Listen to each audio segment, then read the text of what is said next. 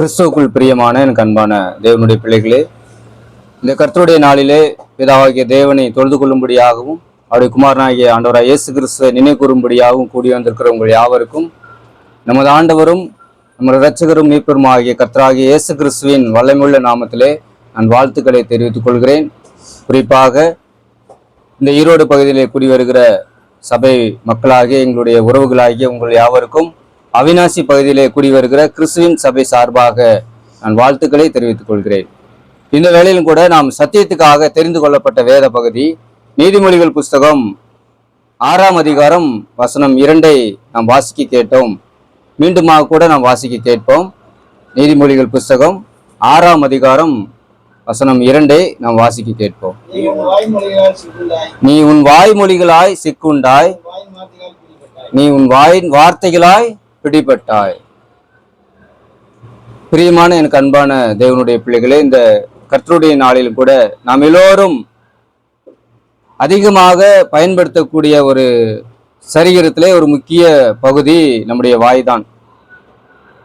இந்த வாயினாலே இந்த சரீரத்துக்கு தேவையான உணவுகள்,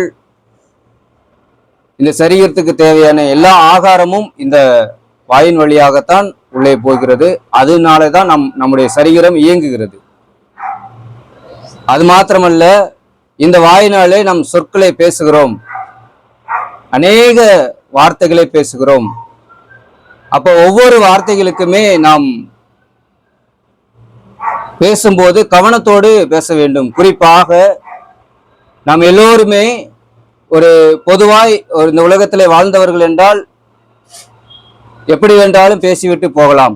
ஆனால் நாம் பிதாவாகிய தேவனாலே அவருடைய அழைப்பினாலே பரிசுத்த அழைப்பாக நாம் அழைக்கப்பட்டு கிறிஸ்தவுக்குள்ளாக நாம் ஞானஸ்தானம் பெற்று பரிசுத்த வாழ்க்கையை வாழ்ந்து கொண்டிருக்கிறோம். நாம் இந்த வாயினாலே நாம் எப்படி பேச வேண்டும், எப்படி பேசினால் நாம் இந்த கிறிஸ்தவுக்குள்ளாக இந்த பூமியிலே நாம் யாருக்கு முன்பாகவும் வெட்கப்பட்டு போகாதபடிக்கு நாம் வாழ முடியும் என்பதை குறித்து தான் இந்த நாளில் நாம் பார்க்க இருக்கிறோம். ஆண்டவராய் இயேசு கிறிஸ்து தன்னுடைய ஊழிய காலங்களிலே அவர் எப்படி கவனமாய் பேசினார், கவனமாய் ஒவ்வொரு வார்த்தையுமே அவர் அங்கே ஊழிய காலங்களிலே அவர் வாழ்ந்ததை நாம் பார்க்கிறோம். கிறிஸ்துவுக்குள் பிரியமானவர்களே, நாம் நீதிமொழிகள் புஸ்தகம் 18ஆம் அதிகாரம் வசனம் 20 நாம் வாசிக்க கேட்போம். நீதிமொழிகள் 18:20 நாம் வாசிக்க கேட்போம். அவனவன் வாயின் பலனால் அவனவன் வயிறு நிரம்பும், அவனவன் உதடுகளின் விளைவினால். இப்ப என்னுடைய வாய்க்கு நான் தான் இல்லைங்களா, என்னுடைய வாய்க்கு நான் தான் பேசி அது வழியாக நான் சம்பாதித்து நான் உணவு உட்கொள்ள முடியும். என்னுடைய பேச்சுக்கு வச்சுதான் எல்லாருக்கும் முன்பாக நான் சரியாக வேலை பார்க்க முடியும். அப்புறம் அந்த வேலையை வைத்து நான் உணவு உட்கொள்ள முடியும். இன்னும் அநேக பேருக்கு இந்த வாயினால வச்சு எல்லா காரியங்களும் நான் செய்ய முடியும். அப்ப இந்த வாய் தான் நமக்கு எல்லாமே காரணமாக இருக்கிறது. நீதிமொழிகள் 4ஆம் அதிகாரம் 24வது வசனத்தை வாசிப்போம். வாயின் தாறுமாறுகளை உன்னை விட்டு அகற்றி உதடுகளின் மாறுபாட்டை உனக்கு தூரப்படுத்து. இப்ப நம் வாயினாலே நிறைய காரியங்கள் பேசுகிறோம். அப்ப பொதுவா நம்ம கிறிஸ்துவுக்குள்ள இருக்கிற நாம் எல்லோருமே சத்தியத்தின்படி நாம் வாழ்கிற மக்களாக இருக்கிறோம். நாம் பொது இடங்களுக்கோ அல்லது கிறிஸ்தவர்களோடோ நாம் பழகும் போது, இப்போ ஒரு கிறிஸ்தவர்களை பார்க்கும் போது நம்முடைய பேச்சுவார்த்தைகள் கிறிஸ்துவுக்குள்ளாகவே இருக்கும். அதே ஒரு மற்றவர்களை நாம் சந்திக்கும் போது, மற்ற நபர்களை நண்பர்களோ அல்லது உறவுகளோ நாம் சந்திக்கும் போது நம்முடைய பேச்சுவார்த்தைகள் அப்படியாக இருக்க வேண்டும். நம் வாயிலிருந்து புறப்புகிற இந்த வார்த்தைகள் எப்படி இருக்க வேண்டும்? கிறிஸ்துவுக்கு உட்பட்ட வார்த்தைகளாக இருக்க வேண்டும். இங்கே ஒரு பேச்சும் அங்க ஒரு பேச்சும் நாம் பேசவே கூடாது. அப்படிதான் கர்த்தருடைய வார்த்தை சொல்லுகிறது. ஏனென்றால் கர்த்தருடைய வார்த்தையானது இப்படியாக சொல்லப்படுகிறது. நாம இப்படி கூட பார்க்கலாம். இருதயத்திலிருந்து தான் உங்களுடைய நினைவுகள் தோன்றுகிறது. இருதயத்திலிருந்து தான் நாம் பேசக்கூடிய அந்த நினைவுகளை தேவன் தோற்றுவிக்கிறார். அப்ப அங்கதான் எல்லாமே தோன்றுகிறது. அப்ப நம்முடைய இருதயம் ஆகிய அந்த இருதயத்திலே சரியான வார்த்தைகளை, கர்த்தருடைய வார்த்தைகளை நம் இருதயத்திலே வைத்திருந்தால் அப்ப நம்முடைய பேச்சும் எப்படி இருக்கும்? இருதயத்தின் நினைவை வாய் பேசும் என்று கர்த்தர் சொல்லுகிறார். அப்ப இருதயத்திலே நம் சரியான தேவனுடைய வார்த்தைகளை நாம் நிரப்பி வைக்கும் போது அப்ப அந்த வார்த்தைகள் தான் நம்மை நினைவாற்றல் கொண்டு வரும். அப்ப எல்லாரும் இடத்துல நாம் பேசும்போது அப்ப சரியாக ஒரு கிறிஸ்தவனாக நாம் பேச முடியும். அப்படித்தான் பேச வேண்டும் என்று இங்கே வேதாகமும் நமக்கு குறிப்பிடுகிறது. லூக்கா எழுதின சுவிசேஷ புத்தகம் 6ஆம் அதிகாரம் 45வது வசனத்தை வாசிக்க கேட்போம். லூக்கா எழுதின சுவிசேஷ புத்தகம் 6ஆம் அதிகாரம், நல்ல மனுஷன் காட்டுகிறான்,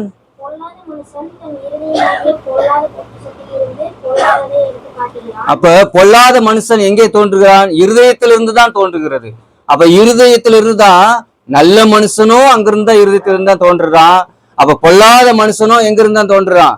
அங்க இருதயத்திலிருந்து தான் தோன்றப்படுகிறான். அப்ப அந்த இருதயத்திலே நாம் சரியான வார்த்தைகளை நாம் பதித்து வைத்துக் கொள்ளும் போது நாம் தோன்றக்கூடிய அந்த வார்த்தைகள் அது எல்லோருக்கும் அது பயனுள்ள வார்த்தைகளாக இருக்கும். இப்போ ஒருத்தர்கிட்ட நம்ம போய் பேசணும்னா அவர்கிட்ட பேசினா போதும், என்னுடைய கவலைகள்லாம் நீங்கி போகும், என் மனபாரங்கள்லாம் நீங்கி போகும் அப்படி என்று சொல்லுவாங்க உலகத்துல. ஆனா கிறிஸ்தவர்களாக இருக்கிற மக்களாகிய நம்மிடத்துல நாம் பேசும்போது, இந்த சகோதரன் இடத்துல பேசும்போது அநேக கர்த்தருடைய வார்த்தைகளை பேசுவார். எனக்குள்ளாக இருக்கிற மனபாரங்கள், எனக்குள்ளாக இருக்கிற விசுவாச குறைவுகள், எனக்குள்ளாக இருக்கிற பக்தி குறைவுகள், இவைகள் எல்லாம் இவரிடத்துல நான் பேசும்போது, அவரை பார்க்கும்போது, அவரிடத்துல நான் உரையாடும் போது, என்னுடைய வாயினாலே அநேக கருத்துக்களை நான் சொல்லும் போது அப்ப எனக்கு நிறைய விசுவாசம் அதிகரிக்கும், என்னுடைய பக்தி விருத்தி அடையும், என்னுடைய ஆவிக்குரிய வாழ்க்கையில நான் இன்னும் அதிகமாய் விருத்தி அடைவேன் என்ற ஒரு நம்பிக்கை வருது. பாத்தீங்களா? அது எங்க இருந்து வருது?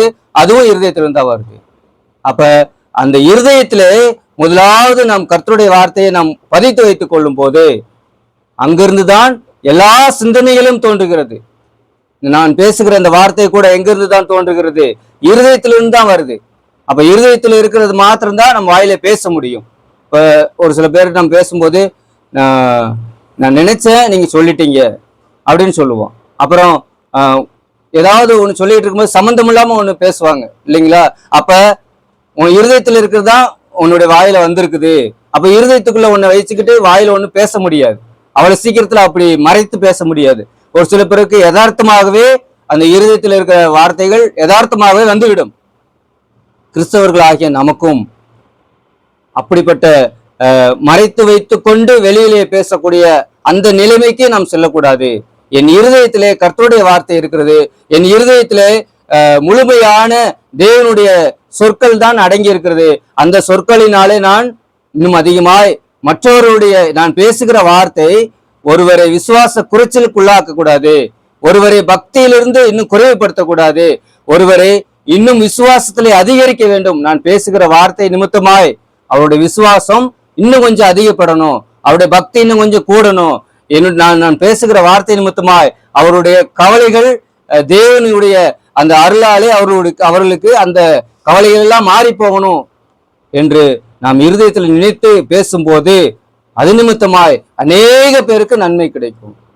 அப்ப நான் பேசுகிற வார்த்தை நிமித்தமாய் மற்றவர்களுக்கு விசுவாசம் வரணும், மற்றவர்களுக்கு பக்தி வரணும், மற்றவர்கள் ஆறுதல் அடைய வேண்டும் என்று சொன்னால் நான் என் இருதயமாகிய அந்த பலகையிலே தேவனுடைய வார்த்தைகளை பதித்து வைத்துக் கொண்டு நான் எல்லோரிடத்திலும் நான் அப்படியாக பேச வேண்டும்.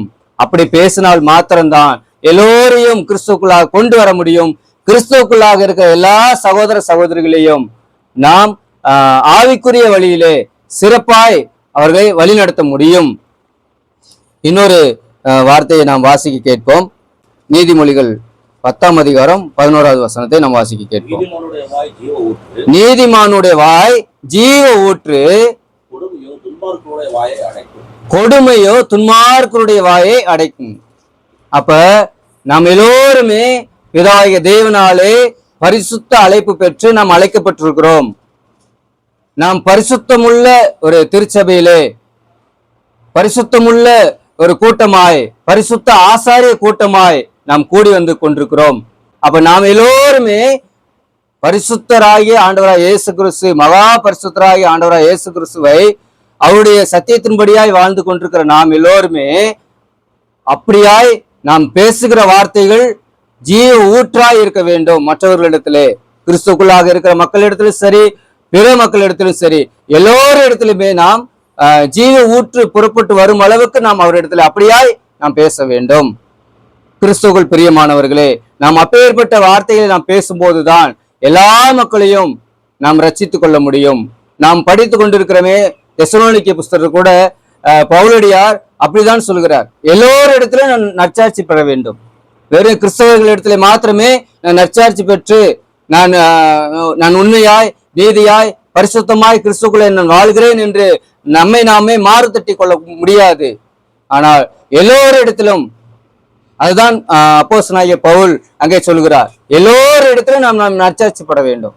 அது யாராக இருந்தாலும் சரி, கிறிஸ்துவுக்கு வெளியிலே இருக்கிற எல்லா மக்களிடத்திலும் இவர் ஒரு கிறிஸ்தவர் என்ற ஒரு அங்கீகாரத்தை நாம் பெற வேண்டும் என்று சொன்னால், நாம் பேசுகிற அந்த வார்த்தைகள் சரியாக எல்லோரிடத்திலும் அது பரிசுத்த வாழ்க்கையாக, மற்றவர்களுக்கு அது ஜீவ ஊற்றாக, அவருடைய இருதயத்திலே சென்று சேரக்கூடிய வார்த்தையாக நாம் பேச வேண்டும். நீதிமொழிகள் புஸ்தகம் 12ஆம் அதிகாரம் வசனம் 14 வாசிக்க கேட்போம்.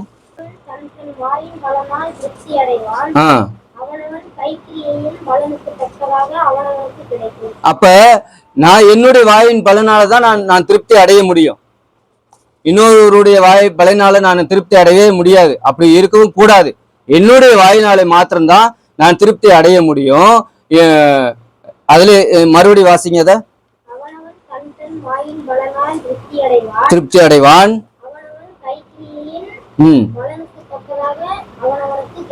அப்ப என்னுடைய கைக்கிரியின் பலனுக்கு தக்கதாக தான் எனக்கு கிடைக்கும். அப்ப எனக்கு கிடைக்கணும்னா நான் எப்படி இருக்க வேண்டும்? சரியான வார்த்தைகளை நான் பேச வேண்டும். சரியான எல்லோரிடத்திலும் ஒரு என்னுடைய பேச்சு அப்படிப்பட்ட ஒரு வார்த்தையாக இருக்க வேண்டும் என்றுதான் இங்கே நீதிமொழிகளை சொல்லப்படுகிறது. நாம் இன்னொரு வார்த்தையை வாசிக்க கேட்போம்.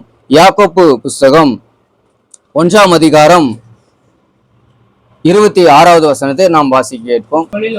உங்களில் ஒருவன் தன் நாவை அடக்காமல் தன் இருதயத்தை வஞ்சித்து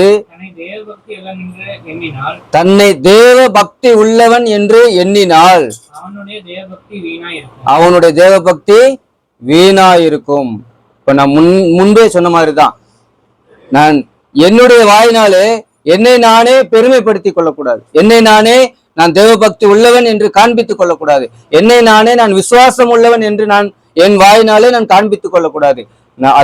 நான் விசுவாசம் உள்ளவனா, நான் பக்தி உள்ளவனா, நான் அன்பிலே நிலைத்திருக்கிறவனா, நான் எல்லோரிடத்திலும் சமாதானம் உள்ளவனா, நான் எல்லோரிடத்திலும் அன்பாய் பழகுகிறவனா, நான் எல்லோரிடத்திலும் அன்பு காட்டுகிறவனா என்று அது யார் சொல்ல வேண்டும்? என் வாய் சொல்லக்கூடாது, பிறர் வாய் சொல்ல வேண்டும். அப்பொழுதுதான் நாம் உண்மையான கிறிஸ்தவனாக மாற முடியும். அப்ப அவர்களுடைய வார்த்தையினாலே நாம் சொல்லப்படும் போது அப்போதுதான் கிறிஸ்துவுக்கு ஒரு மகிமை உண்டாகும். நம்மை படைத்த பிதாவாகிய தேவனுக்கு ஒரு மகிமை உண்டாகும். அப்படித்தான் வாழ வேண்டும் என்று இந்த வேதாக புஸ்தகம் நமக்கு சொல்லுகிறது. அப்ப நான் பேசும்போது எச்சரிக்கையோடு கவனத்தோடு பேச வேண்டும். மற்றவர்களை போல அல்ல, நாம் கிறிஸ்துவுக்குள்ளாக இருக்கிறோம். நாம் பேசுகிற ஒவ்வொரு வார்த்தைக்கும் என்ன செய்யணும்? கணக்கு ஒப்புவிக்க வேண்டும். நியாய தீர்ப்பு நாளிலே அங்க பிதாவாகிய தேவனிடத்திலே அங்கே நிச்சயமாய் நான் பேசுகிற ஒவ்வொரு வார்த்தைக்குமே கணக்கு ஒப்புவிக்க வேண்டும். நீங்க எல்லாரும் மட்டும் இல்ல, நானும் கூட போதிக்கிற நானும் கூட பிதாவாகிய தேவனிடத்திலே நான் பேசின வார்த்தைக்கு நான் சரியாக நடக்கவில்லை என்று சொன்னால் தேவனிடத்திலே நிச்சயமாக இந்த வார்த்தைக்கு என்னிடத்திலே கணக்கு கேட்பார். நீ போதித்தையே, நீ மற்றவரிடத்திலே சொன்னையே, நீ அதன்படி நடந்தாயா, அதன்படி பேசினாயா, அதன்படி வாழ்ந்தாயா என்று என்னிடத்திலே கணக்கு கேட்பார். அப்படித்தான் இந்த வேதாகமம் சொல்லுகிறது. அப்ப நான் சரியாக என் வாயின் வார்த்தையினாலே நான் பேசினால் மற்றவர்களே அந்த வார்த்தை நிமித்தமாய் அவர்களை நான் அழைத்து வர முடியும். அந்த அன்பின் நிமித்தமாய் அவர்களை நான் கொண்டு வர முடியும். அந்த அன்பின் நிமித்தமாய் அவர்களையும் அந்த ஆத்மாக்களையும் நான் பரலோகத்துக்கு கூட்டி செல்ல முடியும். அப்படிப்பட்ட ஒரு காரியத்தை நான் செய்ய வேண்டும் என்று சொன்னால் நான் என் வாயிலே பரிசுத்தமாய் நான் பேச வேண்டும். ஒவ்வொரு வார்த்தையும் நான் கவனமாக பேச வேண்டும். இன்னொரு யாக்கோபு எழுதின சுவிசேஷ புத்தகம் 3ஆம் அதிகாரம் 6வது வசனத்தை நாம் வாசிக்க கேட்போம். நாவும் நெருப்புதான், அது அநீதி நிறைந்த உலகம். நம்முடைய அவயவங்களில்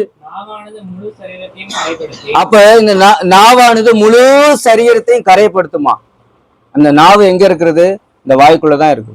இந்த வாய்க்குள்ள இருக்கிற அந்த நாக்குனால இந்த சரீரமும் கரைப்படும். வாசிங்க. ஆயுள் சக்கரம் நம்முடைய வாழ்க்கை முழுவதையும் கொளுத்து விட்டுருமா. ஒரு நெருப்பு கொளுத்தி போட்ட எப்படி கொழுந்து விட்டு ஒரு எவ்வளவு பெரிய இரும்பா இருந்தாலும் எரிந்து பஸ்மம் ஆகிவிடுமே, அது போல இந்த நாக்கு ஆயுள் சக்கரத்தவே கொளுத்து விடும், நம்முடைய வாழ்க்கையுமே அழித்து விடுமாமா. அப்படிப்பட்ட ஒரு நாக்காக இருக்கிறது.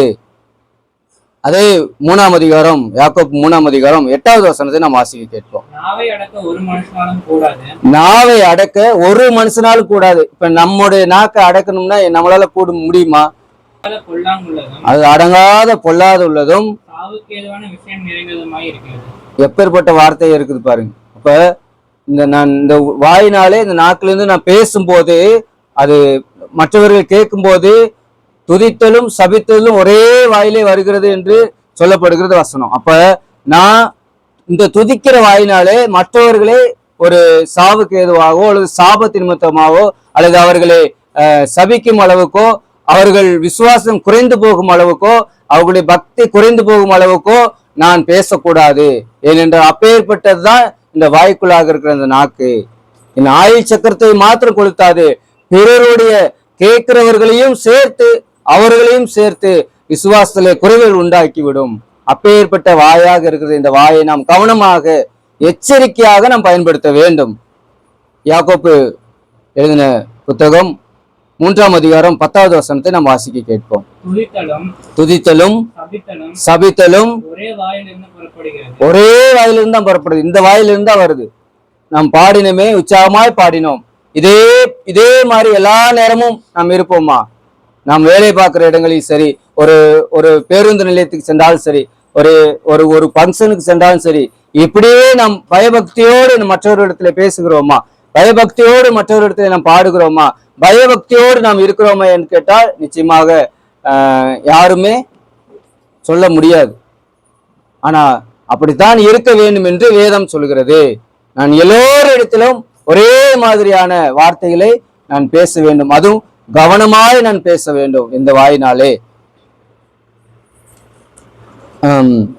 நீதிமொழிகள் புஸ்தகம் 27ஆம் அதிகாரம் வசனம் 2 வாசிக்க கேட்போம். உன் வாய் அல்ல யாரு புகழணுமா? தன்னைத்தானே நான் புகழ்ந்து கொள்ளக்கூடாது. அப்ப என்னை நானே நான் புகழ்ந்து கொண்டால் அது எனக்குள்ளாகவே முடிந்து விடும். அது யார் புகழணும்? அதான் நம் தெசலோனிக்கேயர் படிச்ச அந்த வார்த்தை தான். எல்லாருக்கும் முன்பாக நான் நற்சாட்சி உள்ளவனாய் நான் இருக்க வேண்டும். அப்ப எல்லாருக்கும் முன்பாக நான் நற்சாட்சி உள்ளவனாய் நான் இருக்க வேண்டும் என்று சொன்னால் எப்படி பேச வேண்டும்? சரியாக சத்தியத்தை சரியான முறையிலே நான் பேச வேண்டும். சத்தியத்தை பேசும்போது மாத்திரமல்ல, என்னுடைய குடும்ப வாழ்க்கையிலும் சரி, என் நண்பர்களோடு நான் உறவாடும் போதும் சரி, நான் எல்லோரோடும் என் உறவுகளோடும் கூட நான் அன்பை பரிமாறிக்கொள்ளும் போதும் சரி, கிறிஸ்துவின் வார்த்தைக்கு உட்பட்டு, கிறிஸ்துவின் கட்டளைக்கு உட்பட்டு, அவர் சொன்ன அந்த வார்த்தையின்படியாகவே நான் சரியாக பேசி எல்லோரையும் ஒரு விசுவாசத்திலே வளர்க்கக்கூடிய ஒரு வார்த்தையாக நான் பேச வேண்டும். அப்பேற்பட்ட வார்த்தையைத்தான் பேச வேண்டும் என்று இந்த வேத புத்தகம் நமக்கு சொல்லுகிறது. நீதிமொழிகள் புஸ்தகம் 31ஆம் அதிகாரம் 8வது வசனத்தை வாசிப்போம். ஊமையனுக்காகவும் திக்கற்றவர்கள் எல்லாருடைய நியாயத்துக்காகவும் யாருக்காகலாம் நம்ம வாயை திறக்கணும்? சும்மா எந்த இடத்துல போய் எப்படி பேசணுங்கிறத நம்ம தெரிந்து வச்சிருக்கிறோம். இப்ப ஒருத்தருக்கு நல்ல உதவி செய்யணும், அது யாருக்கெல்லாம் நம்ம உதவி செய்யணும்னா திக்கற்றவர்கள், விதவைகள், இந்த சமுதாயத்தினாலே ரொம்பவும் ஒடுக்கப்பட்டவர்கள், பொருளாதாரம் இல்லாதவர்கள், அவர்களுக்கு நம் வாயை திறந்து பேசி அவர்கள் மூலியமா இந்த வாயை நிமித்தமாய் நாம் பேசி அவர்களுக்கு என்ன செய்யணுங்களா? உதவி செய்ய வேண்டும்.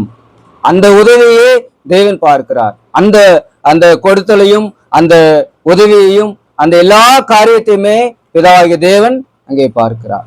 அப்ப திக்கற்றவர்களுக்காகவே நான் சரியாக பேசி அவர்களுடைய நிலைமையை அறிந்து அவர்களுக்கு சிறுமைப்பட்டவர்களுக்கு நான் சரியாக பேசி அதை உதவி செய்ய வேண்டும்.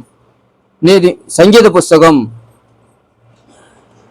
141வது சங்கீதம் 3வது வசனத்தை நான் வாசித்து கேட்போம். சங்கீதம் 141. கர்த்தாவே என் வாய்க்கு காவல் வையும், என் உதடுகளின் வாசலை காத்துக்கொள்ளும். அப்ப தாவீது தன்னுடைய வாழ்க்கையிலே நிறைய அடிபட்டார். ராஜாவாக அபிஷேகம் பண்ணப்பட்டது கூட அங்கே அவருடைய வாழ்க்கையிலே ஒரே போராட்டம் தான். சவுல் ராஜாவினாலே போராட்டம். அது மாத்திரமா, அப்புறம் தன்னுடைய மகனாலே அவருக்கு போராட்டம் தான். எல்லா நேரமும் இந்த வாயினாலே அவர் துதித்து கொண்டே இருந்தார். எப்பொழுதும் அவர் துதித்தார். அவர் சொல்றாரு, தேவனுடைய இருதயத்துக்கு ஏற்ற தாசன் என்று பெயர் வாங்கின தாவீது சொல்றாரு, என் வாய்க்கு காவல் வையும். அப்ப தேவனுடைய இருதயத்துக்கு ஏற்ற தாசனாகிய தாவீதுக்கு தன்னுடைய வாயை நான் சரியாக பேச முடியாது என்பதை அவர் அறிந்திருக்கிறார். அதனால்தான் என் வாய்க்கு காவல் வையும் என்று சொல்லியிருக்கிறார். இப்ப நம்ம ஏமாத்துறோம், உண்மையாகவே நாம ஏமாத்துறோம். அப்ப நாம் எப்படி பேச வேண்டும்? ஒரு பேசி இந்த வாயினாலே பேசுவதனாலே ஒரு சொல் கொல்லும், ஒரு சொல் வெல்லும் என்று சொல்லுவார்கள். அப்ப நாம் சொல்லுகிற ஒரு சொல் மற்றவர்களுடைய வாழ்க்கையிலே அதை வெல்லக்கூடியதாக இருக்க வேண்டும். மோட்டிவேஷனல் ஸ்பீச் என்று சொல்லி அநேக இடங்களிலே பேசுகிறார்கள், கவுன்சிலிங் கொடுக்குறாங்க. அதெல்லாம் பேச்சினாலே வர்றதுதான். கவுன்சிலிங் கொடுக்குறாங்க, இதெல்லாம் பேச்சினாலே வர்றதுதான். நம்முடைய கிறிஸ்தவர்களாகிய நமக்கு எல்லோருக்குமே இந்த வேதாகமம் தான் நமக்கு பேச்சு. இந்த சட்ட புஸ்தகத்தினாலே தான் நாம் பேசுகிறது எல்லாவற்றையும். இங்கே இந்த வேத புஸ்தகங்களை நான் எப்படி பேச வேண்டும், எந்த இடத்துல பேச வேண்டும், நான் என் உறவுகளோடு பேசும்போதோ, ஒரு ஊழியக்காரர்களோடு பேசும்போதோ, என் சபை மக்களோடு நான் பேசும்போதோ, அல்லது என் நண்பர்களோடு நான் பேசும்போதோ நான் எப்படி பேச வேண்டும் என்பதை இந்த வேத புத்தகம் தான் சரியாக சொல்லுகிறது. இந்த வேத புத்தகத்தை கற்றுக்கொண்டோம் என்றால் நிச்சயமாகவே நாம் சரியாக பேச முடியும். நாம் சரியாக பேசும்போது நம்மளுக்கும் அது ஒரு உத்வேகத்தை உண்டு பண்ணும். நான் அதை கேட்கிற எல்லோருக்கும் அது ஒரு உத்வேகத்தை ஏற்படுத்தும். அப்ப இந்த நான் வாயை பயன்படுத்தி எல்லோருக்கும் நன்மை செய்கிறவனாக நான் இருக்க வேண்டும். அதைத்தான் பிதாவாகிய தேவன் விரும்புகிறார். இப்போ இன்னொரு வார்த்தையை சொல்றாரு அங்கு தேவன்.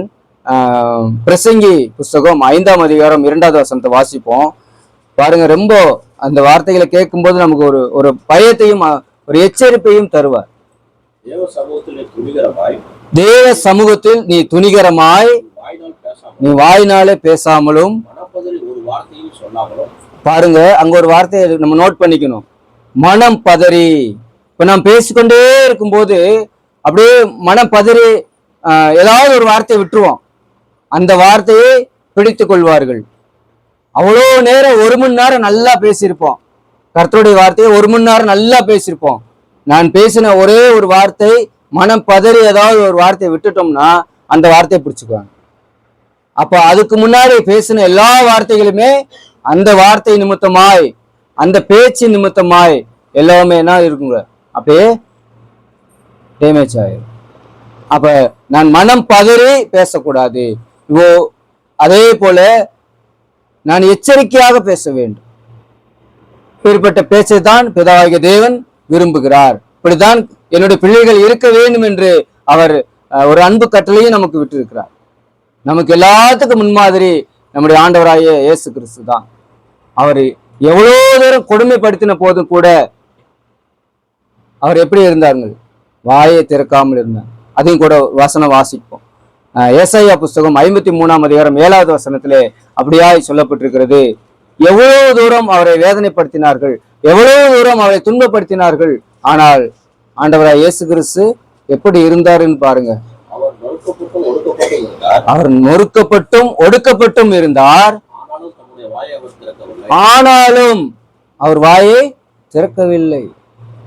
அடிக்கப்படும்படி கொண்டு போகப்படுகிற ஒரு ஆட்டுக்குட்டியை போலவும், தன்னை மயிர் கத்தரிக்கிறதுக்கு முன்பாக சத்தமிடாது இருக்கிற ஆட்டை போலவும் அவர் தம்முடைய வாயை திறவாதிருந்தார். அப்ப எப்படி இருந்திருக்காரு பாருங்க. அவரால் வாயினால பேசி எதுவுமே செய்ய முடியாது இல்லையே. அவர் சொன்ன ஒரு வார்த்தை சொல்லியிருந்தா, ஒரு வார்த்தை சொன்னார். மரித்து 3 நாள் கழித்து மரித்து 3 நாள் ஆன லாசரு எழுந்து வந்தார். ஒரு வார்த்தை தான் சொன்னார். அதே ஆண்டவராய் இயேசு கிறிஸ்து ஏன் அமைதியாக இருந்தார்? ஏனென்றால் நாம் எல்லாரும் மீட்கப்பட வேண்டும் என்பதற்காக, நாம் எல்லாரும் காக்கப்பட வேண்டும் என்பதற்காக, நமக்கு எல்லாருக்கும் வைக்கப்பட்டிருக்கிற அந்த ஆயத்தமாய் வைக்கப்பட்டிருக்கிற அந்த இடத்துக்கு, பரலோக ராஜ்யமாகிய அந்த நித்திய ஜீவனுக்கு நாம் செல்ல வேண்டும் என்பதற்காக அவர் அங்கே அமைதியாக இருந்தார். அவரை அடித்த போது, அவரை உதைத்த போது, நீ யூதருக்கு ராஜாவா என்று கேட்ட போது அவரால் சொல்ல முடியாதா, நான் யூதருக்கு மாத்திரமல்ல இந்த உலகத்துக்கே ராஜாதி ராஜா நான் என்று சொல்ல முடியும்? ஆனால் அவர் அமைதியாக இருந்தார். கிறிஸ்தவர்களாகிய நாம் எல்லோருமே நாம் பேசுகிற வார்த்தைகள் கவனத்தோடு, எந்த இடத்திலே நான் எப்படி பேச வேண்டும் என்பதை இந்த வேத வாக்கியம் நமக்கு சொல்லுகிறது. கவனத்தோடு நான் பேச வேண்டும். ஒரு இடத்துல கூட நான் மனம் பதறி பேசிவிடக்கூடாது. அதாவது எமோஷன்ல அழுகும் போது ஒரு எமோஷன்லயும் வார்த்தையில விட்டுறக்கூடாது. இப்போ கோபம், இப்போ ஒரு 2 பேருக்கு சண்டை வருது, அப்போ கூட நாம் அந்த கோபத்துல வார்த்தை விட்டுறக்கூடாது. அந்த வார்த்தை அவர்களுடைய விசுவாச வாழ்க்கையை குறைத்து போடும், அவருடைய எல்லாவற்றையும் குறைத்து போடும். அப்ப நாம் பேசுகிற வார்த்தைகள் சரியான ஒரு வார்த்தையாக நாம் இருக்க வேண்டும். அதிலும் கிறிஸ்தவர்களாகிய நாம் எல்லோருமே நாம் பேசுகிற வார்த்தைக்கு எச்சரிக்கையோடு கவனத்தோடு நாம் பேச வேண்டும்.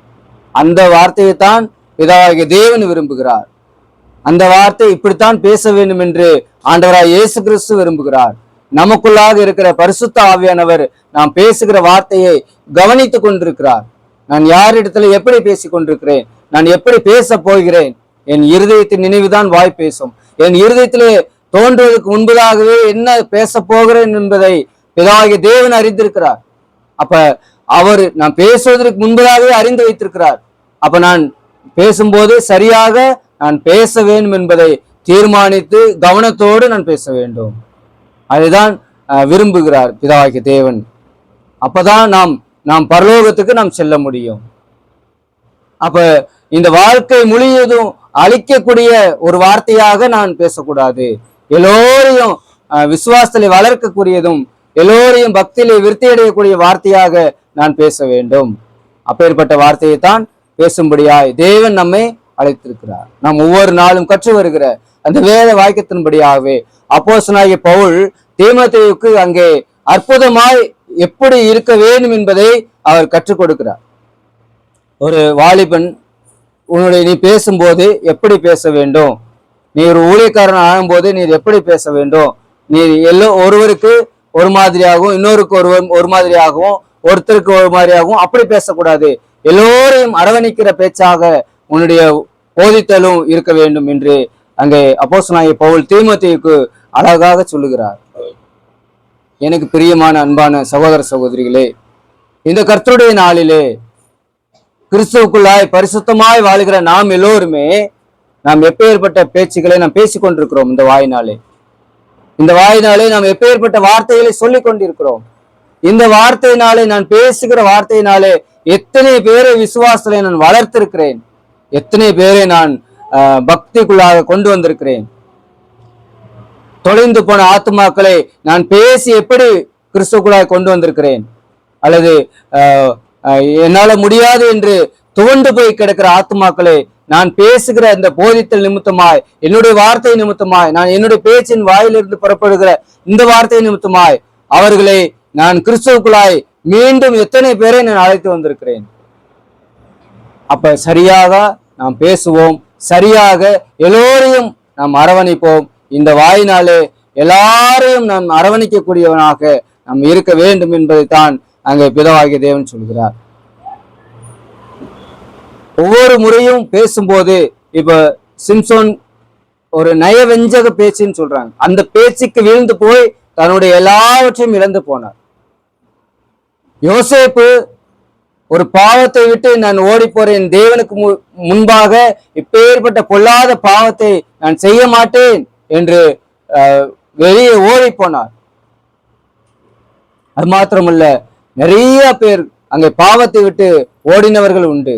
அவருடைய பேச்சுகள், அவருடைய வார்த்தைகள் எல்லாம் கர்த்தருக்கு உண்மையாக, கிறிஸ்துவுக்கு உண்மையாக இருந்தபடினாலே இந்த நிமிடம் வரை பேசப்படுகிறார்கள். அப்ப நாம் பேசுகிற வார்த்தை கவனமாக, ஒரு எச்சரிப்பாக, மற்றவர்களுக்கு முன்பாக அவர்களை ஈர்க்கக்கூடிய வார்த்தைகளாக, அது அது என்னை மட்டுமே எல்லாம் பார்க்கணும்னு நாம் பேசக்கூடாது. நான் பேசுற வார்த்தை அது உண்மையுள்ள வார்த்தையாக இருக்க வேண்டும், அது சரியான வார்த்தையாக இருக்க வேண்டும், அது கிறிஸ்துவுக்குள் வழிநடத்துகிற வார்த்தையாக இருக்க வேண்டும். அப்பதான் அவங்களை பரலோகத்துக்கு நான் கொண்டு சேர்க்க முடியும். அந்த பணிகளை நாம் தொடர்ந்து செய்வோம். பொறுமையோடு கூட கேட்ட உங்கள் யாவருக்கும் ஆண்டவராகிய இயேசு கிறிஸ்துவின் விலையேறப்பெற்ற நாமத்திலே வாழ்த்துக்களை தெரிவித்துக் கொள்கிறேன்.